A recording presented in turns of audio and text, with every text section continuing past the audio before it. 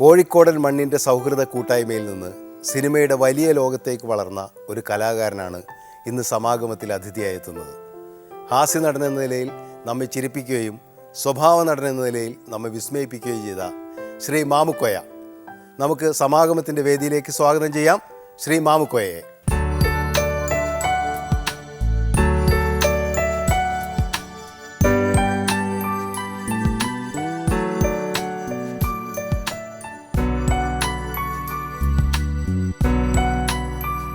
മാമുക്ക, അസ്സലാമലൈക്കും. വലൈക്കും സലാം. ഞാനാണ് ഇത് പറയണ്ടേ, ഞാൻ അതിഥിയായിട്ട് വന്നിട്ടുള്ള ആളാണ്. അതെ അതെ, ഞാൻ ആദ്യം പറഞ്ഞു കയറി ചാടി. കുഴപ്പമില്ല. ഏതായാലും വളരെ സന്തോഷമുണ്ട്. നമ്മൾ ഒരുപാട് സെറ്റുകളിലൊക്കെ ഇങ്ങനെ കണ്ട് സംസാരിക്കുകയൊക്കെ ചെയ്തിട്ട് ഇതുപോലൊരു പ്രോഗ്രാമിൽ ഒരു സമാഗമത്തിൽ സംസാരിക്കാന്നുള്ളത് വളരെയധികം സന്തോഷമുള്ളൊരു കാര്യമാണ്. മാമുക്കാനെ പറ്റി സംസാരിക്കുമ്പോൾ ഇപ്പോൾ ആദ്യം തന്നെ കേരളത്തിലെ പ്രേക്ഷകർക്ക് എല്ലാവരും കോഴിക്കോടിൻ്റെ ഒരു സ്വന്തം ആളെന്നുള്ള രീതിയിലാണ്. കോഴിക്കോട് അതെ, ഇപ്പോൾ കോഴിക്കോടിനെ സ്വന്തമാക്കിയിട്ടുള്ള ഒരാൾ മാമുക്കയാണെന്ന് എനിക്ക് തോന്നുന്നത്. ഒരുപാട് മഹാരഥന്മാർ ജനിച്ച് വളർന്ന കോഴിക്കോടിൻ്റെ സ്വന്തം മാമുക്കയാണ്. ഇപ്പോൾ അവിടെ കോഴിക്കോട്ട് ജനിക്കാത്ത മഹാരഥന്മാരൊക്കെ അവിടെ ഒന്ന് മരിച്ചു. അതെ അതെ അതെ. ആ മണ്ണിന് അങ്ങനെ ഒരു വലിയൊരു എന്താ പറയുക, ഒരു പരിശുദ്ധിയോ എന്തൊക്കെയോ ഒരു പുണ്യമുണ്ട് ആ മണ്ണിന്, അല്ലേ? കോഴിക്കോടിനെ കുറിച്ച് നമ്മൾ സംസാരിക്കുമ്പോഴൊക്കെ അങ്ങനെ തന്നെയാണ്. മാമുക്ക ഒരുപക്ഷെ മാമുക്കോയ എന്നൊരു വ്യക്തി രൂപപ്പെട്ടതും ആ മണ്ണിൻ്റെ ഒരു പുണ്യം കൊണ്ട് തന്നെ ആയിരിക്കും, അല്ലേ? എങ്ങനെയാണ് കോഴിക്കോടിന് ഓർക്കുന്നത്? ഞാൻ ജനിച്ച പ്രദേശം എന്ന് പറഞ്ഞാൽ പള്ളിക്കണ്ടി എന്ന് പറയും, കല്ലായിൻ്റെ പടിഞ്ഞാറ് ഭാഗമാണ്. അതിൽ എൻ്റെ വീട് അഴിമുഖണ്ട്, അവിടെയാണ് ഞാൻ ജനിച്ചിരുന്നത്. അപ്പോൾ ഈ കല്ലായി എന്ന് പറയുന്ന പ്രദേശം ഒരുപക്ഷെ കലാകാരന്മാരും പ്രത്യേകിച്ച് സിനിമയിലും ഒരുപാട് നമ്മൾ കണ്ടിട്ടൊക്കെ ഉള്ളതാണ്. ഒരുപാട് പാട്ടുകളുണ്ട് കല്ലായി കടവത്തിനെ കുറിച്ച്. എല്ലാവർക്കും, എനിക്ക് തോന്നുന്നു മലയാള പ്രേക്ഷകർക്കൊക്കെ തന്നെ ആ പ്രദേശത്തെക്കുറിച്ചൊരു വല്ലാത്ത സ്വപ്നമുണ്ട്. ഒരു വളരെ റൊമാൻറ്റിക് ആയിട്ടുള്ള ഒരു സ്ഥലമാണ്. അതോടൊപ്പം തന്നെ സ്നേഹത്തിൻ്റെയൊക്കെ ഒരു വല്ലാത്തൊരു ആ ഒരു മണ്ണിന് അങ്ങനെ ഒരു സൗന്ദര്യമുണ്ട്. നമുക്ക് ആ മണ്ണ് ഒന്ന് കാണാം, അല്ലേ? നമുക്ക് കല്ലായിയുടെ പ്രദേശങ്ങളൊന്നുകൂടെ കണ്ടതിന് ശേഷം നമുക്ക് തിരിച്ചു വരാം.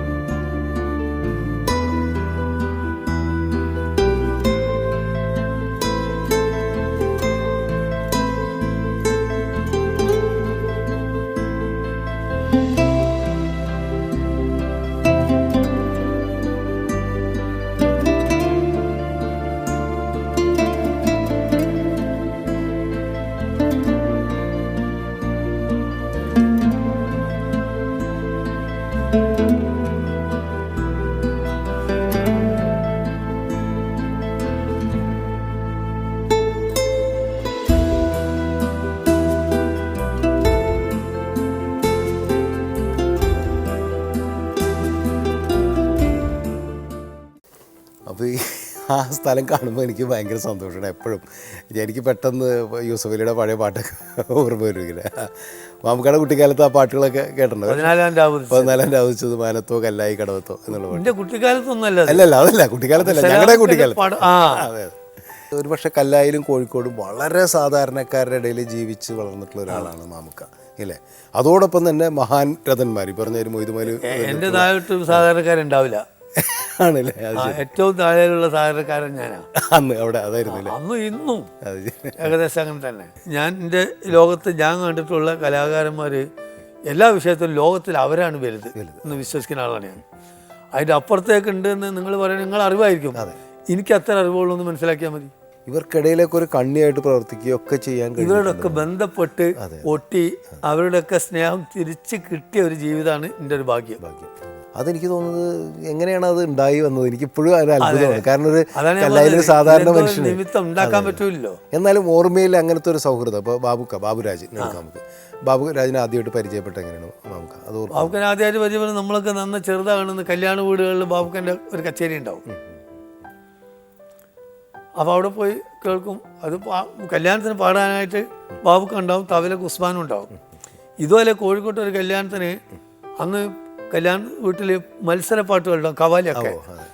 അതിന് വേണ്ടിയിട്ട് ബാവുക്ക കൊച്ചിയിൽ നിന്ന് കൊണ്ടുവന്നാണ് മെഹബൂബിനെ കോഴിക്കോട്ടേക്ക് ഒരു പാടാൻ. പിന്നെ അതോടുകൂടി മെഹബൂബ് കോഴിക്കോട്ടുകാരനായി മാറി. അന്ന് പെട്ടെന്നൊരു കൗതുകം തോന്നുന്നത്, മാമുക്ക സിനിമയിൽ വരുമ്പോൾ തന്നെ മാമുക്കയുടെ രൂപം ഞങ്ങളുടെയൊക്കെ മനസ്സിലുണ്ട്. അന്ന് എന്തായിരുന്നു ഇരിക്കും രൂപം? ഞാൻ ഈ ബാബുരാജിൻ്റെ കൂടെയൊക്കെ കമ്പനി അടിച്ച് നടക്കുന്ന സമയത്ത് അത് മുകേഷ് ഇടയ്ക്കിടയ്ക്ക് പറയും, ഒരു പടത്തിൽ കണ്ടിട്ട് വിജയരാഘവൻ ആദ്യമായിട്ട് അഭിനയിച്ച പടമുണ്ട്, സുറുമയിട്ട കണ്ണുകൾ. അതിൽ ഞാനുണ്ട് എന്ന് പറഞ്ഞാൽ ആർക്കും വിശ്വാസമാവില്ല കണ്ടാൽ. മുകേഷ് ആ സിനിമ കണ്ടിട്ട് മനസ്സിലാക്കിയ ശബ്ദം കൊണ്ടാണ്, ഇത് ഈ ശബ്ദം ഇയാൾ തന്നെ പറഞ്ഞിട്ട് അങ്ങനെ പിടിച്ചത്. ആളെ സ്ക്രീനിൽ കാണാനില്ല, ഒരു രൂപം. അതങ്ങനെ ഒരു ചാൻസ് കിട്ടിയവർ മേക്കപ്പ് ഒന്നുമില്ലാതെ കറുത്തിട്ട് ഒരു വര മാത്രമേ ഉള്ളൂ. അപ്പോൾ ഇത്രയും ഇങ്ങനെ ഒരു ചെറിയ മനുഷ്യൻ ഇത്രയും വലിയ മനുഷ്യരുടെ കൂടെ നടക്കുമ്പോൾ അതൊരു വലിയൊരു ഇതാണല്ലേ. അതെ, അതിലാണ് ഞാൻ സ്വയം അഭിമാനിക്കൽ. ഞാൻ ബന്ധപ്പെട്ടിട്ടുള്ള ആളുകൾ, എനിക്ക് സഹവസിക്കാൻ കഴിഞ്ഞിട്ടുള്ള ആളുകളൊക്കെ മരിച്ചു പോയപ്പോഴാണ് അവരുടെ വലിപ്പം. ബിച്ച പറഞ്ഞാൽ ബാബുരാജിൻ്റെ വൈഫ് ബിച്ച എപ്പോഴും പറയും, മൂപ്പര് മരിച്ചിട്ട് 10-30 കൊല്ലമായി, ഇപ്പോഴാണ് ജീവിച്ചിരുന്ന കാലത്തേക്കാൾ കൂടുതൽ മൂപ്പര് വലിപ്പം നമ്മൾ അറിയുന്നതെന്ന്. അതൊരു വലിയ ഒരു സംഭവം തന്നെയാണ്. കലാകാരന്മാരെ അനശ്വരരായിട്ട് ജീവിക്കാന്ന് പറയുന്നത് അങ്ങനെ തന്നെയാണ്. 34 കൊല്ലമായി, 78 മരിച്ചത്. ഇതൊക്കെ ഒരു അപാരം. ആ കലാകാരൻ്റെ മഹത്വം കൊണ്ടാണ് എപ്പോഴും അറിയപ്പെടുന്നത്. ബാബുരാജ്, ഞാൻ എഴുതിയിട്ടുണ്ട് ബാബുവിനെ, 5000 ഉറുപ്പിക ജീവിതത്തിൽ മരിക്കുന്നതിൽ ഒന്നിച്ച് കണ്ടിട്ടില്ല. ബാങ്ക് അക്കൗണ്ട് ഇല്ല, ഒന്നുമില്ല. ഒരു ചെക്ക് കൊടുത്തിട്ട് വാസു പ്രദീപിനോട് വന്ന് ചോദിച്ചു, എനിക്കൊരു ചെക്ക് കിട്ടിയിട്ടുണ്ടായി, വാസുവിൻ്റെ അക്കൗണ്ടിൽ മാറാൻ പറ്റുമോ എന്ന് ചോദിച്ചാളാണ്. അത്ര അറിയില്ല, അത്ര ഇതിനെ പറ്റി യാതൊരു ബോധവുമില്ല. അദ്ദേഹത്തിന് മനസ്സിൽ സംഗീതം മാത്രമേ ഉണ്ടായിരുന്നുള്ളൂ, അത് മാത്രമേ ഉള്ളൂ. അത് വായിക്കാൻ റെഡിയാക്കാൻ ബാബുക്ക വായിച്ചൊരു ട്യൂണ് ചിട്ടപ്പെടുത്തി കഴിഞ്ഞാൽ പ്രൊഡ്യൂസേഴ്സ് വന്ന് പറയും, എങ്ങനെയുണ്ട്, ഗംഭീരമായിട്ടുണ്ടെന്ന് പറയും. ഒരു കുന്തും ആയിട്ടില്ല, പോയി പുറത്ത് നിന്നിട്ട് മാറ്റിയെടുക്കുക. അല്ല, നമുക്കിത് നിങ്ങൾക്കല്ല ഞാൻ ചെയ്യണം, ഞാൻ എനിക്കാ. ബാബുക്കൊക്കെ തൃപ്തിയായാലേ അത് ഓക്കെ വെക്കുള്ളൂ. ഇപ്പോൾ ബാബുക്കയുടെ സൗഹൃദം നമ്മൾ പറഞ്ഞു, അതുപോലെ ഏറ്റവും വലിയൊരു സൗഹൃദമായിരുന്നു വൈക്കം മുഹമ്മദ് ബഷീറായിട്ടുള്ളത്. എസ് കെ ആയിട്ടാണ് ആദ്യം ഉണ്ടായിരുന്ന ഒരു ബന്ധം. എസ് കെ ആയിട്ട് എങ്ങനെയാണ് പരിചയപ്പെട്ടത്? എസ് കെ ആയിട്ടുള്ള ബന്ധം എന്ന് പറഞ്ഞാൽ, എസ് കെ എഴുത്തും ഒരു മാനാഞ്ചറിൻ്റെ ഒരു സൈഡിൽ കൂടെ ആരും തൊടാതെ ഇങ്ങനെ ഒരു പുസ്തകം തൂക്കിലിറക്കി വരും. ഞാനും നമ്മളൊരു സാറുണ്ട്, ബി മുഹമ്മദ് എന്ന് പറയും, കവി സാറ്, മദ്രസത്തുൽ മുഹമ്മദിയ സ്കൂളിലെ എലിമെൻ്ററിയിലെ ഹെഡ് മാസ്റ്ററാണ്. AKG 4ാം ക്ലാസ്സിലെ സാറാണ്. അവിടെ AK ഗോപാലൻ നമ്മൾ സ്കൂളിലെ 4ാം ക്ലാസ്സിലെ അധ്യാപകനാണ്. ആണോ? ശരി. മാമുക്കാനെ പഠിപ്പിച്ചിട്ടുണ്ട്? ഇല്ലല്ലേ, പഠിപ്പിച്ചിട്ടില്ലെങ്കിലും സ്കൂളിൽ പഠിക്കുന്നുണ്ട്. ഞാൻ പള്ളിക്കണ്ടി സ്കൂളിലാണ് 1 മുതൽ 5 വരെ. ഞാൻ 9ഉം 10ഉമാണ് MMI സ്കൂളിൽ പഠിച്ചത്. AKG അവിടുത്തെ 4ാം ക്ലാസ്സിലെ അധ്യാപകനാണ്. അങ്ങനെ എസ് കെയുടെ ഒരു കമ്പനി ഉണ്ട്, SK ബാബുരാജ്, ഇടയ്ക്കിടക്ക് നെല്ലിക്കോട് വാസിക്കണ്ട ഹാജി അബ്ദുറഹിമാൻ എന്ന് പറഞ്ഞ ഒരു നടനുണ്ട്, നമ്മൾ അയൽവാസികളാണ് അവിടെ. പിന്നെ എൻ്റെ അമ്മോശൻ, എൻ്റെ വൈഫിൻ്റെ ഫാദർ ഇവരെ കമ്പനിയിൽപ്പെട്ട ആളാണ്. എൻ്റെ അമ്മോശൻ മരിച്ചിട്ട് 8 കൊല്ലം കഴിഞ്ഞിട്ടാണ് ഈ പെണ്ണിനെ കല്യാണം കഴിക്കുന്നത്. അപ്പോൾ എന്നോട് SK പറഞ്ഞു, നമ്മളൊരു കുട്ടിയുണ്ട്, നമ്മൾ സുഹൃത്തിൻ്റെ മോളാണ്, എനിക്ക് പറ്റുമോ നോക്ക് കല്യാണം കഴിക്കാൻ. പൊന്നും പൈസയും കുന്തൊന്നും ഉണ്ടാവില്ല, ഞാൻ ആളെ പറ്റട്ടെ നോക്കട്ടെ തന്നെ. ഞാൻ പോയി കണ്ട് എനിക്ക് പറ്റി, ഇഷ്ടപ്പെട്ടു, ഓക്കെ പറഞ്ഞ് അതാണ് കല്യാണം. അന്നൊരു തമാശ ഞാൻ വായിച്ചാണ്, മാമുക്കയുടെ പുസ്തകത്തിൽ വായിച്ചതാണ് ഞാൻ. മാമുക്ക ഷർട്ടും മുണ്ടും ഒക്കെ ഇട്ട് നല്ല സ്റ്റൈലിട്ട്, ചെരുപ്പ് വാങ്ങിക്കാൻ കാശില്ല, ചെരുപ്പിട്ടില്ല. ചെരുപ്പിൻ്റെ മാത്രമല്ല, കല്യാണത്തിന് ക്ഷണിക്കാൻ കത്തടിക്കാൻ പൈസ ഇല്ലായിരുന്നു.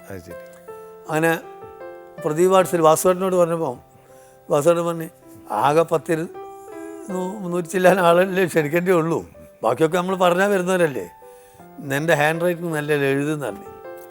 അങ്ങനെ എഴുതാനും വലിയ ഇതില്ല, 2-3 വരി എനിക്കിപ്പോൾ ഓർമ്മയുണ്ട്. ജൂൺ 4 എൻ്റെ കല്യാണമാണ്, 3-ാം തീയതി ശനിയാഴ്ച വീട്ടിലേക്ക് വരണം, മാമു തൊണ്ടിക്കോട്. ഇത്രയേ ഉള്ളൂ. അന്ന് മാമു തൊണ്ടിക്കോട്. അപ്പോൾ ഞാനത് എഴുതി. അങ്ങനെ കുറച്ച് കത്ത് എഴുതിയിട്ട് ആദ്യം തന്നെ ഖാദർക്കൻ്റെ അടുത്ത്, കോഴിക്കോട് അബ്ദുൽ ഖാദർക്ക.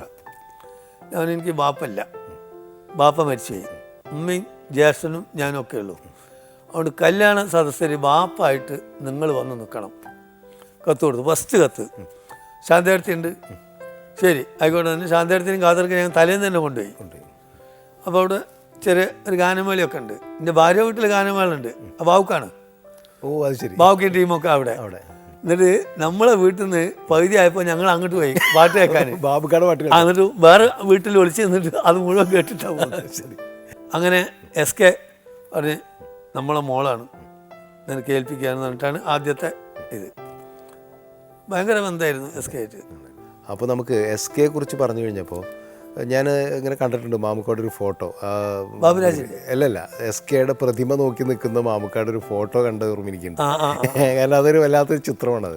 നമ്മുടെ മിഠായി തെരുവിലേക്ക് SM സ്ട്രീറ്റ് സ്റ്റാർട്ട് ചെയ്യുന്നിടത്തുള്ള ആ പ്രതിമ. നമുക്ക് ആ വിഷ്വൽസ് ഒന്ന് കണ്ടിട്ട് തിരിച്ചു വരാം. ആയിക്കോട്ടെ. ആ